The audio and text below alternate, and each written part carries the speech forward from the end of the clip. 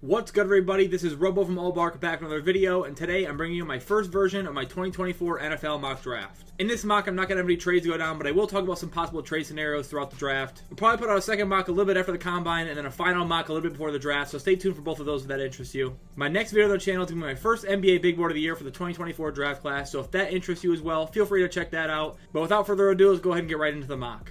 With the first pick in the draft, the Chicago Bears obviously hold the power to completely shake up the draft as they decide whether to keep Fields or to trade the pick. But I think regardless of their decision, the first pick will be Caleb Williams. If they opt for Fields, they'll trade back to a spot they can add a receiver at most likely, whether that's the Patriots' third pick for Marvin, the Giants' sixth pick for Neighbors or Odunze, or even further making their ninth pick a receiver like Odunze, and a later pick from the trade would be used on a defender. Marv would be another option here at pick 1, but I don't think they'd pass up on the value they could add by moving back with the Commanders, Patriots, or another overpaying suitor. But in a no-trade mock draft, I think the Bears would select Caleb Williams and figure out a new home for Justin Fields. Williams running for his life, fires to the end zone, jump ball, touchdown! With the second pick in the draft, I think the Commanders take a no-brainer option in North Carolina's Drake May. He's an exceptional quarterback prospect who I've had my doubts on at times, but the tape speaks for itself. His potential and arm talent is through the roof. He can make all the throws, has great athleticism and a strong arm, and the Commanders desperately need to land a franchise quarterback in Washington, and this is their opportunity to do so here. With this pick, they can finally get Terry McLaurin, a true quarterback one that he's long deserved, and Jahan Dotson could be due for a huge year as number 2. With Drake May, and that time they caught the defense off guard. May floating. He's going to heave one for the front right. The third pick is where it gets a bit wild, as the Patriots have several options here. They could move up for the Bears with a franchise guy in Caleb Williams, or they could hope Marv goes in the top 2, allowing them to draft Drake May here. But in this scenario, with a new regime in town and both Caleb and May off the board, Jaden Daniels would be my best guess as the pick. Mac Jones' time is likely over in New England, so either a trade or free agent signing is coming soon, or Jaden Daniels is a selection here. Daniels brings a ton of explosive playability and has earned the right to be drafted this high in my opinion. However, if the Patriots are leaning towards selecting Marv, which doesn't seem like it's going to happen, it would not surprise me to see them as the buyer for Justin Fields, or a potential landing spot for free agents Baker Mayfield, or potential free agent in Russell Wilson or Jimmy G to help bridge that gap until they draft their franchise guy in a future season. He's on the run. And going down the sideline. Caught by Brian Thomas Jr. And he will take it to the house. The Arizona Cardinals hold the 4th pick, and Marvin Harrison Jr. would be a no-brainer here if he falls to this spot. Giving Kyler Murray this type of weapon will be a lethal combo for the offense and could be a major boost to the team's chances of a potential playoff push for the 2024 season.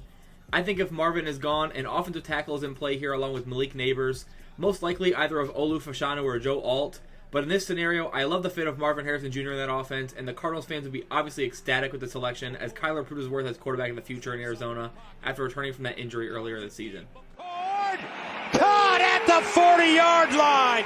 Maserati Marv. The 5th pick belongs to the Los Angeles Chargers, and I think this is a great spot for the Chargers to be in as they really can't go wrong with any direction in this draft. But I love the idea of adding Brock Bowers into this offense.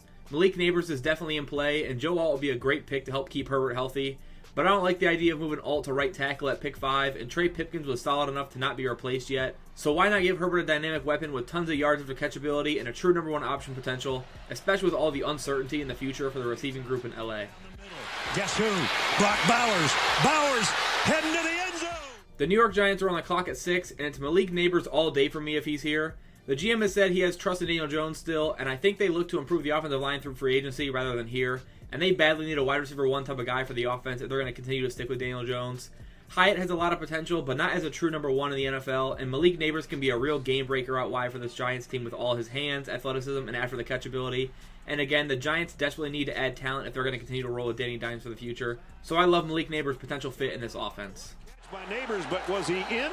Wheel around the field is a completed catch. No, First down. he's not going to get. He did. On the clock at number 7 is the Tennessee Titans, and offensive line is definitely the priority here, and I think either tackle is in play. But for me, Joe Alt will be a great pick here.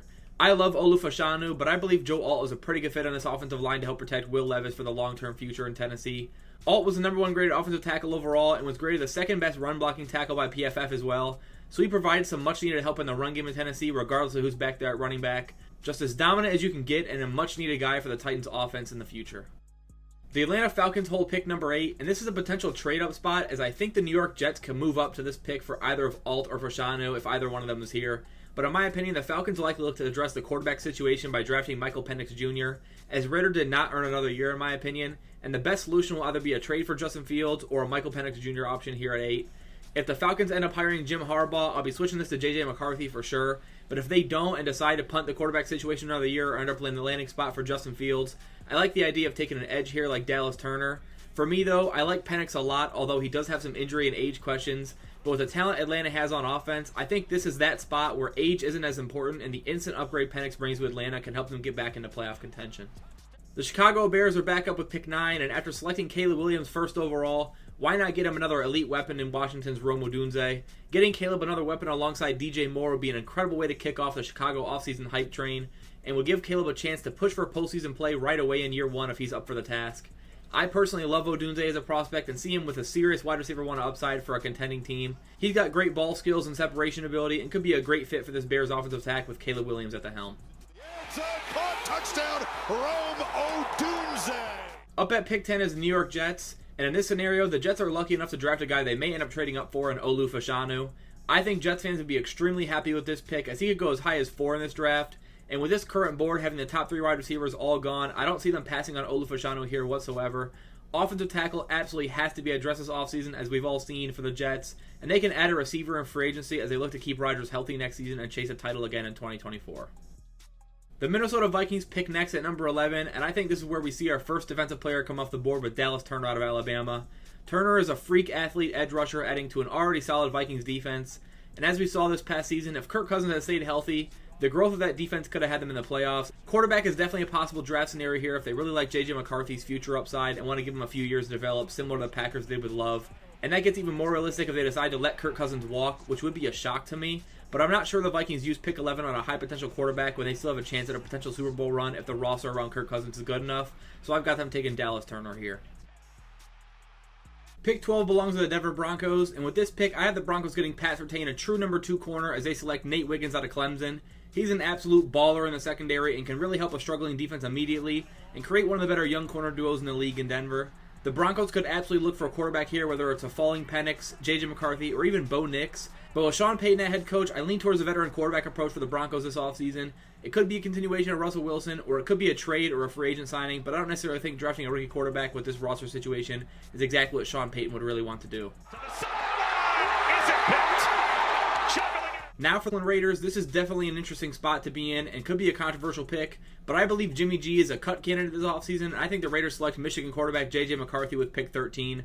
Although I think it's in JJ's best interest to go to a team who has an aging quarterback he can learn and develop behind, such as the Vikings, Seahawks, or Rams, I also don't necessarily think he would have declared for the draft without a lot of interest in this area of the first round.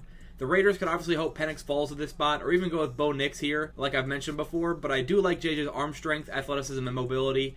He has NFL tools and a ton of upside, and maybe most importantly to NFL GMs, he's going to crush the interview processes. With JJ, it's just a matter of him being able to develop those tools and continuing his growth as a processor and a more consistent downfield passer to unlock his full potential.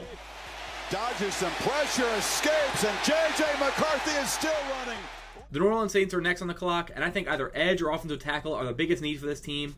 But with how often the Saints often struggle this season, J.C. Latham would be a great pick here to help improve that offensive line for another year with Derek Carr at the helm. Latham could really help give the run game some help as well, and the Saints definitely could use it. This is someone who's got a ton of potential at the tackle position, and many scouts are going to love throughout the process. Again, I definitely could see them addressing the edge position, but I love the fit of Latham here in New Orleans. I think they prioritize helping Derek Carr next season. The offensive line, the big fullback gets in there, but now it's a one-on-one play in space. The Indianapolis Colts may have struck gold with Anthony Richardson last year and clearly had no issues running the football when he went down. So I think the Colts in this spot look to add to the defense, going after a guy who can make an immediate impact in the secondary as a true dynamic playmaker, and that's Iowa's cornerback Cooper DeJean. I think it's possible they look to add another weapon to the offense, but I love DeJean's playmaking qualities and think if he could be a phenomenal player at the next level regardless of the team who picks him. But he is absolutely built to be a corner in the NFL, and I would love the fit here in Indy's defense. Until now, little spin down the sideline, got some space. Here he comes. Cooper DeJean cuts it back. 25, he's got a chance. He scores! The Seattle Seahawks hold the 16th pick in the draft, and I think it's possible they could select the quarterback of the future here, but I think they continue to let Geno run the show until they know he can't get him to the playoffs anymore. So with pick 16, I think Laiatu Latu is a home run selection in this range, as he can add some major help in the pass rush in Seattle. He could potentially go higher than this for sure, as he may be the best overall edge defender of this entire class. He's just an absolute force, and someone I think Seattle will be really excited about adding to their defense. Bruins bring 4. Set up the screen. That picked off. Intercepted at the 25. Latu. The Jacksonville Jaguars have a few different needs. The trenches on both sides are a need, and so is the corner position. I can see the Jags going anywhere with this pick, and I lean towards an offensive lineman for a while, but I think the value of Illinois' defensive tackle Johnny Newton being still on the board here at 17 is phenomenal. Newton's an absolute monster on the interior, and pairing him up with Trayvon Walker and hopefully an extended Josh Allen on the edges would make for a disgusting defensive line unit to help bring that Jaguars defense to a much better spot in the future. After a bunch of poor injury luck, including losing Joe Burrow, the Cincinnati Bengals hold the 18th pick in the draft. T. Higgins may not be coming back this offseason, so I could see the Bengals addressing that need here, drafting a replacement wide receiver like Keon Coleman. But part of me still thinks they end up getting a deal done with T, or they chase after a proven replacement considering the talent they have on the roster right now. And I think they decide to get Burrow some more offensive line help with a big-time tackle talent in Amarius Mims. Mims can provide elite size and strength coming out of Georgia and help keep Burrow's health in line, which should be priority number 1 in Cincy next season. The first playoff selection comes from the Los Angeles Rams as they hold pick 19. An offensive line is a potential need for sure, as they could go with a few options here, but I think they see some value at another big-time need at corner, as they had one of the worst secondaries in the league this season, and I have them selecting Kool-Aid McKinstry out of Alabama here at pick 22. This would be a fantastic pick for the Rams in my opinion, as he definitely could come off the board sooner. He's got a lot of playmaking ability and could be a great all-around corner for the Rams, who really need a top talent there. Pass just a little bit outside on the fade route. No false starts by Tennessee against Georgia. Next, the Pittsburgh Steelers, who have been in a bit of limbo the past couple years, but they've got a solid roster. I think the Steelers are going to continue the offensive line run with a flexible guy in Troy Fautanu out of Washington. He can play either tackle or guard at the next level. It can help big time in both the pass and run game, which is badly needed in Pittsburgh, as Najee Harris and Jaylen Warren weren't bad this year, but the Steelers desperately need to improve on the line in both the run and passing game, and Fautanu would be a great addition for those goals to be met. The Miami Dolphins had a rough end of their season after the entire team basically fell apart, including a bunch of injuries to the defensive line. I think they probably will look to address the offensive line here, though, and select Oklahoma offensive tackle Tyler Guyton with pick 21. Guyton is an absolute mammoth at 6'7" with a ton of potential, and they need to get Tua some more protection if they got the playmakers around him, and he hasn't really wowed lately, but he's shown he can lead this team to win, so adding a big-time tackle would be the right move here to me. Although I could see them going with a defensive lineman here with all the injuries they were gone through this season as well, but I think they end up happily selecting Tyler Guyton at 21 to really improve on that offense even more.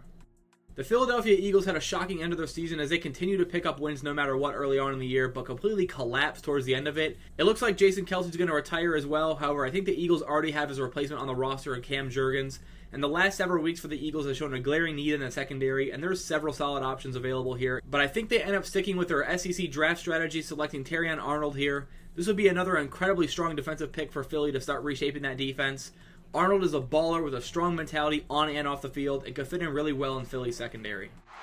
Arnold's brings it back across the 30. Beautiful spin move across the 35. The Houston Texans hold pick 23 from the Cleveland Browns trade for Deshaun Watson, and I think they look to pair Will Anderson Jr. up with another solid edge rusher to get a nice 1-2 punch on that defensive line. And I love Jared Verse out of Florida State to come off the board here for the Texans as they get another great pass rusher with a super high upside to help take Will Anderson Jr.'s game to the next level as a duo. He's another athletic freak that can make a big impact right away, and a strong defense paired with an offensive attack C.J. Stroud, Nico Collins, and Tank Dell have created could make the Texans a real threat at a Super Bowl run in the near future. The Dallas Cowboys fell a similar way as their NFC East rival Philadelphia Eagles, yet again failing in the playoffs, even with home field advantage and a lot of people picking them to potentially win the Super Bowl. I think Dallas has a couple options here and probably look to go offensive line or defense. I think they end up selecting Arizona offensive tackle Jordan Morgan with pick 24 to help shape up that offensive line again. I think this is the most important addition they could make, as Steele really struggled at times this year, and Smith may end up needing to be replaced this offseason. And yes, linebacker is a need for sure, but I'm not sure there are really any in play here other than maybe Jeremiah Trotter Jr. out of Clemson. And if they went defense, I love Minnesota safety Tyler Nubin. He's another ball hawk defensive back that can create a no-fly zone, but I do think offensive tackle is probably the best pick here, which is why I gave them Jordan Morgan. Pick 25 currently belongs to Green Bay Packers with the playoffs still ongoing, and I think the Pack could look to add more talent to that secondary this offseason to really lock in on an elite defense. There's a guy on the board still that I think could be an incredible fit on the offensive line for the Packers and really help Jordan Love continue dominating throughout his NFL career, and that's Oregon State offensive tackle Tellez Fuaga. Fuaga is an incredible run blocker with some strong pass pro ability as well, and can really open up some more running lanes for backs in Green Bay. The secondary can be addressed in free agency, but getting a young tackle who dominated in college and could end up being the best offensive tackle in this class to help ensure Love's future would be a smart direction for Green Bay to opt for, in my opinion. The Buccaneers are up next at 26 currently, and with this pick, I think the Bucs could really go offensive line, wide receiver, or edge rusher here. They could use either spot as there's a few great options available, but I think the best decision for them would be to select Chop Robinson out of Penn State here. He's just so explosive off the edge, it makes it so hard to block. And with the amount of pressure the Bucs can create with Vita Vea and Kalijah Kancey inside, the speed of Chop can make that defensive line a wrecking unit in the future, and I think that makes up for anything they're missing out on by not taking a tackle. And as for receiver, I think they're better off just bringing Mike Evans back next year. Here's McCarthy. Steps up in the pocket. In trouble and knocked down under pressure. Pick 27 currently belongs to the Arizona Cardinals as they got this pick from the Houston Texans in the Will Anderson trade up. The Cardinals were lucky enough to land Marvin Harrison Jr. with pick 4, and in this mock are now up again. And I think they go defense with this pick, either an edge or a corner, and I like Washington's Braylon Trice in this spot. He's an incredible player who came on late in the season after returning from injury and could be a fantastic player off the edge for Arizona. I think the potential of Braylon Trice is high enough to pass on a corner or an offensive lineman in this spot for the Cardinals as they look to improve in a big way defensively. They had just 33 sacks in the year in 2023, good for 30th in the NFL, so Trice should help improve that number next season for sure.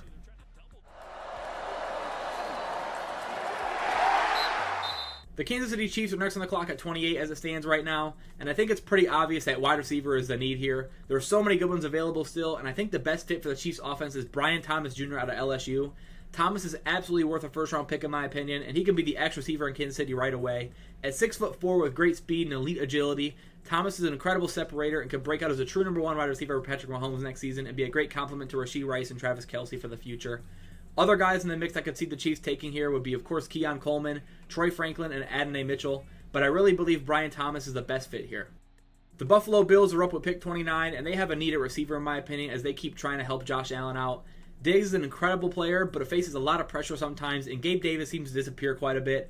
I do like Khalil Shakir, but I think they need a real deep threat who can help keep pressure off of Diggs, so I like to fit a Keon Coleman in this spot. A true go-getter who can consistently win the one-on-one ball, especially in the end zone. A big target like Coleman could really help Allen and the Bills' offense out in a big way. I honestly think Adonai Mitchell would be a great pick here as well, but I think Buffalo would be ecstatic to still see Keon's name on the board this late as their pick comes up, and they wouldn't pass on the opportunity to add his talent into their fold. Watch him attacks the DB's leverage. The Detroit Lions are currently projected at pick 30, and they've got a few different directions they could take this pick, including a trade-up. Brad Holmes loves to go get his guys, and he loves Alabama, and he could continue to add from the Alabama secondary up higher, but I'm giving the Lions a potential shutdown corner, Kamari Lassiter out of Georgia here at 30. He's one of my favorite DBs from this class and a loaded group of first-round worthy corners. The Lions really need help at the corner position. Cam Sutton's a solid corner, but definitely better as number 2, and they have not found consistent play out of anyone else in this corner rotation at this point. I think the Lions could also heavily consider Quinion Mitchell, Ennis Rakestraw, or even Kalen King out of Penn State. But ultimately, I think Kamari Lassiter's shutdown potential is what makes him the right pick here for the Lions. Lassiter's going to get the pass breakup here, but I think that pass breakup should probably go to... Now into the final 2 picks of the first round with the San Francisco 49ers projected at pick 31. The Niners probably added that offense a bit as their defense doesn't need too much help at all. I think the offensive line continuing to help Purdy, CMC, and the receiving weapons is a smart choice here for San Fran. And a guy like Graham Barton gives him a ton of flexibility on the line as he can play several spots for the Niners. Whether they need help at tackle or guard next year, he can provide it. Even center a bit. Barton was one of the best offensive linemen in the entire country for the past 2 seasons with a lot of flexibility and feels like a great fit for the Niners offense. The Baltimore Ravens have the best record in the NFL, so they currently project to have the final pick of the first round. And with this pick, I have the Ravens selecting Chris Jenkins out of the University of Michigan.